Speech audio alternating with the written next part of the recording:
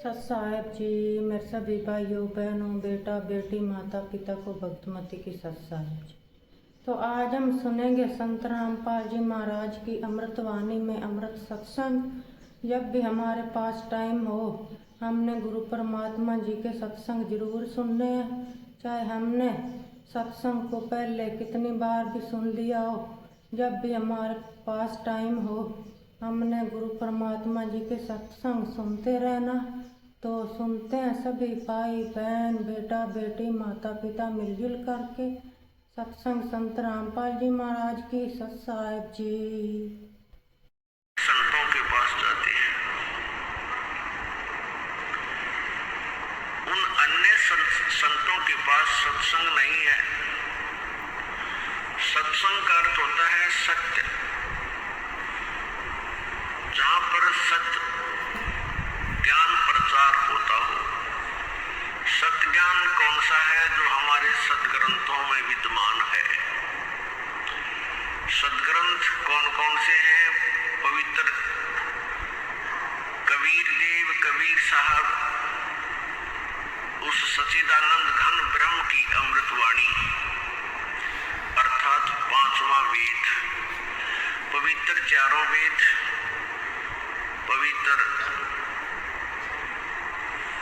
कुरान शरीफ, पवित्र बाइबल और पवित्र 18 पुराण, पवित्र श्रीमद् भगवत गीता, ये हमारे सदग्रंथ हैं। ये हमारे सिलेबस है, ये हमारा पाठ्यक्रम है उन पुण्यात्माओं का जो परमात्मा प्राप्ति का प्रयत्न करते हैं, जो स्टूडेंट हैं, श्रद्धालु हैं, ड्यूटी हैं। और जो टीचर सिलेबस से बाहर की बातें, बाहर का ज्ञान, बाहर की थ्योरी, सिद्धांत, मनमुखी कहानियां जो विद्यार्थियों को सुनाते और समझाते हैं, वो टीचर ठीक नहीं। वो विद्यार्थियों के भविष्य के नाशक हैं, वो गुरु पद के अधिकारी नहीं है। इसी प्रकार जो संत जो गुरु पद प्राप्त करके और शास्त्रों के विपरीत ज्ञान देते हैं, सदग्रंथों से विरुद्ध ज्ञान देते हैं, जिनको कुछ भी पता नहीं सदग्रंथ हमें क्या बताते हैं, वो संत ठीक नहीं, वो गुरु नहीं है। वो दुश्मन है इस मनुष्य जीवन के, शत्रु है इस अनमोल जीवन के। वो कीड़े हैं, जैसे फसल को कीड़ा खा जाता है, उसको नष्ट कर देता है। वो ऐसे गुरु हैं, ऐसे संत हैं जैसे अमर बेल होती है। आपने अमर बेल देखी होगी, वह कैसी होती है? एक पीले से कलर की बेल होती है जो वृक्षों के ऊपर होती है, और उस बेल के अपने बहुत कम पत्ते होते हैं। वो वैसे पतली सी होती है जैसे धागा सा होता है, जैसे सूत होता है। ये राजमिस्त्री प्रयोग करते हैं, इतने मोटा होता है। और वो पीली सी बेल पूरे पेड़ के टहनियों के, छोटी छोटी शाखाओं के और डार के लिपट जाती है, उसके चारों तरफ लपेटे लगा लेती है। वो ऐसी लगती है जैसे ये बहुत ही प्यार करती है इनसे, वृक्ष से, और वो उसके सारे आहार को चूस रही होती है, नष्ट कर रही होती है, और वो वृक्ष सूख जाता है, नष्ट हो जाता है।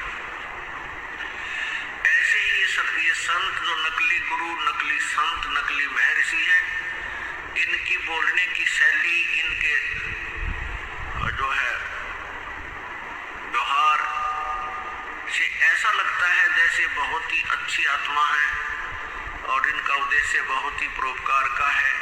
लेकिन वो उन शिष्यों के ऊपर, अपने अनुयायियों के ऊपर वह अमर बेल की तरह लिपटा हुआ है, उनके जीवन को नष्ट कर रहा है।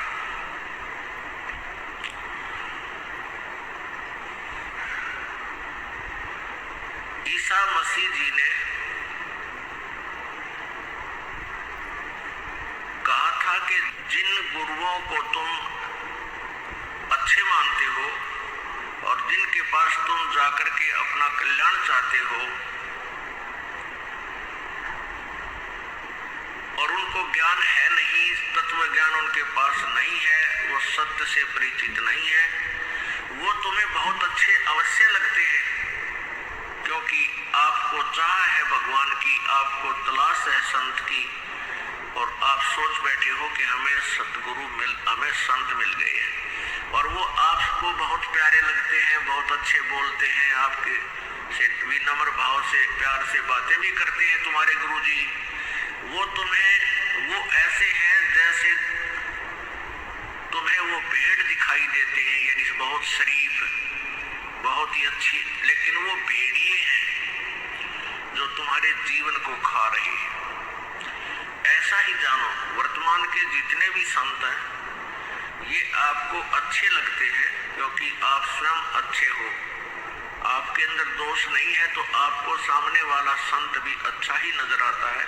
और आपको अध्यात्म ज्ञान है नहीं, आध्यात्मिक ज्ञान नहीं है, इसलिए आपको ये नहीं लग रहा कि ये संत गलत बोल रहा है, क्योंकि आप श्रद्धालु हैं, आप डिवोटी हैं। और स्टूडेंट अध्यापक की किसी भी थ्योरी में, किसी भी उसके ज्ञान में, उसकी कथा में स्टूडेंट यानी विद्यार्थी कोई शंका व्यक्त नहीं करते,